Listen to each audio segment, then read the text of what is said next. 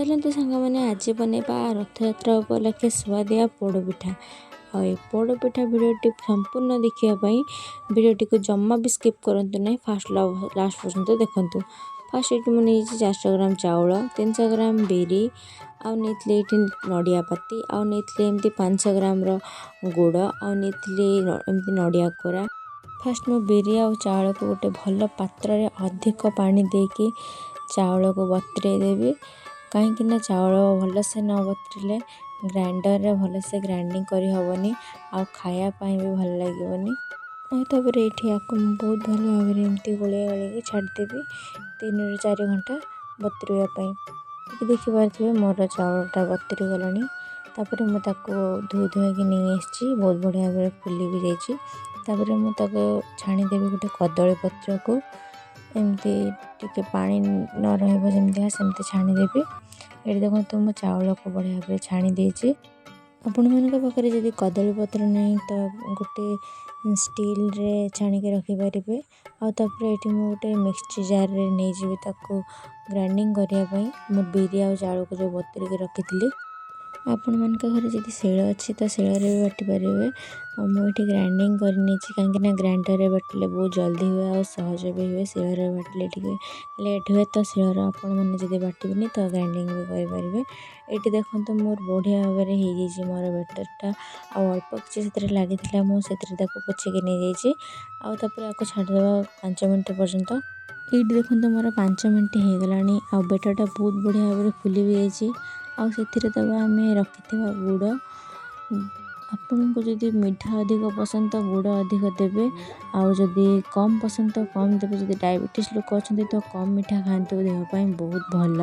ए गुड़ गोलेला बेटरटा टिके पानी होपर से देवी किसी अल्प किसी सुजी आपर मुझे रखी नड़िया कोरा कोरिक एमती रखी से रखी नड़िया पाती एमती काटिकी से देदेछि रखी गोलमरिच आ गुजराती गुंड करके रखी से दे सारापर स्वाद अनुसार देदेछि लुण दे सारापर एमती गोले देछि भल भाव में।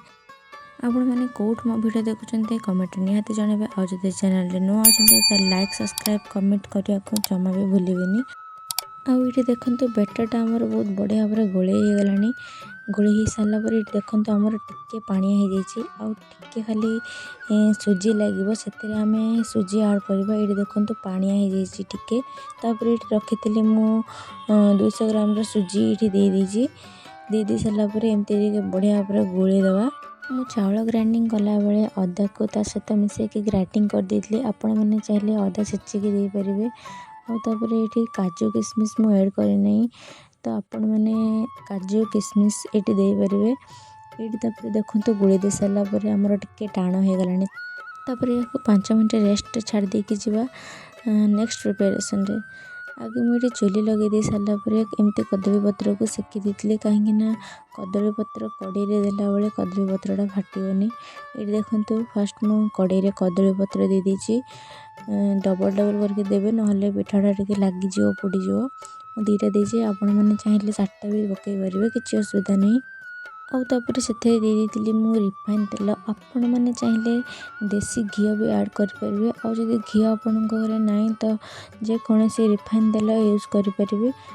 ये तेल दे सारापर एमती मो हाथ 4 पाख जाक एमती टिके तेल लगेदेली पत्र कहीं तेल न लगे पिठाटा उठबनी। एमती मु गोल रखी आण को ये मुझे साइज करके बहुत भल भाव में देदेमी। ये देखो एमती 4 पाख जाक खंजिकी बहुत भल भाव में साइज करके ये देदेवी। मु चुली लगे चुली कर पोड़ पिठा कहीं चुली कले पोड़ा अधिक टेस्ट लगे। आपण मैंने चाहिए प्रेसर करेंगे आपंकर जब चुली ना तो गैस रे बनातु। मुझे चुली करी एमती नुआ नुआ वीडियो देखापी मो चैनल सहित जोड़ी ही रुहतु आ कमेंट निहाती जनातु आपण मैंने कौ जिलार मो वीडियो देखुं और मो चैनल जब नुआ अच्छा सब्सक्राइब भी निहाती करेंगे। ये मो 4 कड़ बुले दे सारापर से देवी नड़िया कोर कोरिक रखि नड़िया कोर को फास्ट मुझे देदेछि एमती दे सारापर मुझे काटिकी रखी किसी नड़िया पाती को एमती सजे देछि। आपण मैंने चाहिए या ऊपर काजू किशमिश नड़ियार सजाई पारे। आपर मुझे थाई ढांकुड़ी देती आपण पाखे जब नड़िया पत्र थाए नड़िया पत्र भी ढांकुड़ी पारे।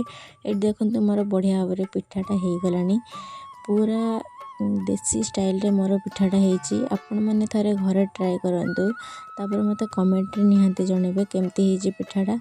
आपर मुझे काढ़ी नेबी गोटे भल थाली को थाली में गोटे कदली पत्र पकई देती आपर मुझे ओल्टे पत्र गुड़ाक छड़े देकी पिठाटा को भलसे सफा कर सारापर मुझे गोटे भल छुरी द्वारा काटिदेवी।